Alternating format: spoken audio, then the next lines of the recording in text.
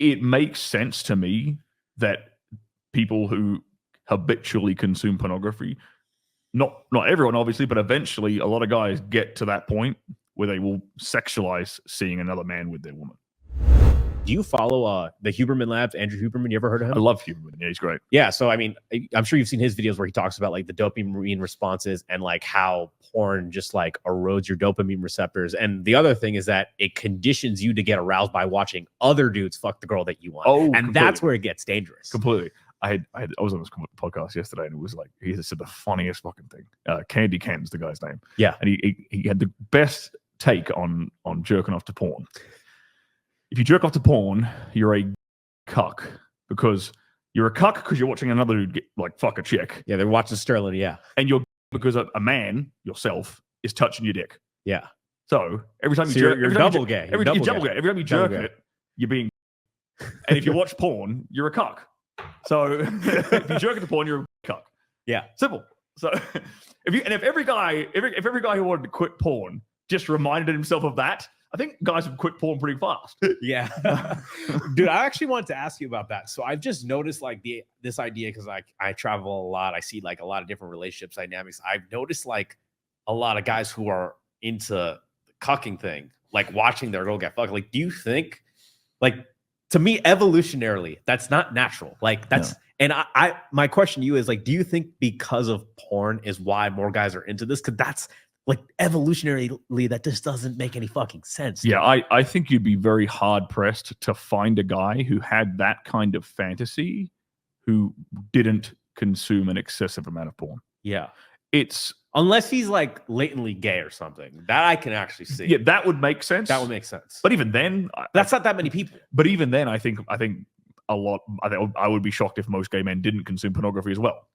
Yeah, good point. So I think that like because porn is like okay. Here's a way to look at it. Right, being in an aroused state of mind is actually like you're very susceptible to suggestion. It's a hypnotic state. Yeah. For men and women, by the way. Yeah. So think of it this way. Every time you're consuming porn, you are actually subtly being programmed with whatever you're watching. Yeah. And by default, all pornography is cuckoldry because you're watching another dude's dick doing something. So it makes sense to me that people who habitually consume pornography, not everyone obviously, but eventually a lot of guys get to that point where they will sexualize seeing another man with their woman. Yeah, because it's been subconsciously programmed into their brain every time they're jerking it. Yeah, right. And I mean, obviously in the Red Pill we get a little conspiratorial with like what's going on. Like you being someone who's actually in the industry, I love my tinfoil hat. Oh, don't take it away. Yeah, we're putting it on. Do you feel like this is like the industry is almost like a conspiracy to sedate men in a way?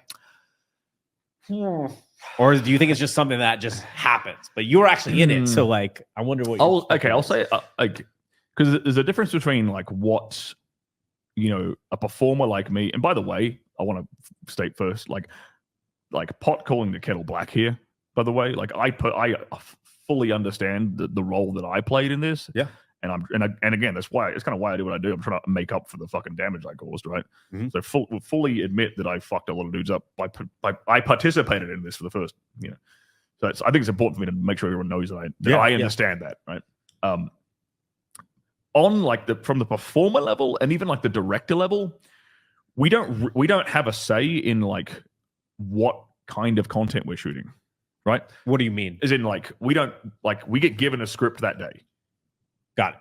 Like we know what company we're shooting for. We generally know what kind of stuff they shoot, but we basically rock up and we know who we're shooting with, what company we're shooting for, and then we get there on the day we give them the script, or maybe we'll get the script the day before. We're not the ones dictating like the plot lines and the themes of stuff.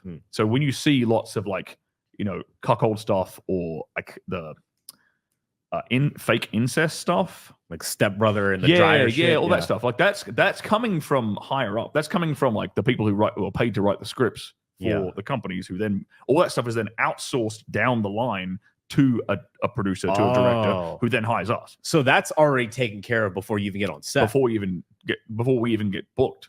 It's just like this is like before we even get booked, it's like we want, you know, stepdad, stepdaughter scene shot for blah, blah company. Cool. We outsource to director A, and then he goes and finds the talent to do it. He hits up a manager, like a talent manager. Okay, who you got available for Wednesday? This person, cool, book them. And that's kind of how it works. So on our level, we because we don't have any input in it, that it on that level of a thing, there's not really a conspiracy there. Now, further up the chain, you could definitely get conspiratorial about it because lots of agendas are being pushed. Yeah, with that sort of stuff. You know, the fake incest, the faux incest stuff is being normalized. Like, you know, there was a weird trend when I left in like 2020 of them trying to really push the trans stuff, especially on like veteran performers. There were a couple of like they wanted you to fuck trans women. Not or me. I was kind of out of that. Yeah, but there was a couple of like really veteran dudes who'd shot nothing but straight porn. Yeah, for 20, 15 years, and they pushed a couple of them into like doing their first trans scene. And I was like, this is a weird, like, why all of a sudden is this the agenda? Like, yeah, what's going on? Why? Like, you know, they hadn't done any of this before, and the directors had never asked them to do this stuff before. But now they're on contract to this company, by the way. So you kind of have to, and they're like the company that's contracting them is telling them, hey, you need to, like, you should try this, you should shoot this, you should shoot this, like, and they're constantly pressuring them, and they eventually caved and did it. It's like this is there's obviously some agenda there. Yeah, you know, it's not coincidence. Well, I think there's like two theories about it. It could be like, one, there's an agenda, but two, because obviously, you know, as like you consume porn, you know, then you're gonna want more extreme versions of porn. So they go down like a degenerate rabbit hole. So almost like the demand for more extreme porn is there too, right? That I can see. I totally get that. Yeah. It leads people down like more and more like perverse fantasies, right? Yeah. Things have to become more extreme or more different or whatever for the dude to like eventually get off. Slight segue, but my friend he sent me these studies. This is a buddy of mine back in Australia. He sent me these studies on like I believe it's like the correct terminology is like male sexual fetishes. And it turns out that like fetishes, I think I do. Forgive me if I get the definitions. The definitions between a kink and a fetish, I should know this. They're actually slightly different. But for argument's sake, let's say I'm getting it right. Men develop their like fetishes at like age 5. So, for example, if a dude has a foot fetish, here's typically what has happened, and this is very consistent. Little Timmy was like crawling around on the floor under the kitchen table, and his mum's friend was over, and she's wearing a skirt, and he's playing around with his toys by her feet, and he looks up and gets a glimpse of like her panties. His first like association with female sexuality is intimately tied then to the feet. Because he sees the feet first. Yeah.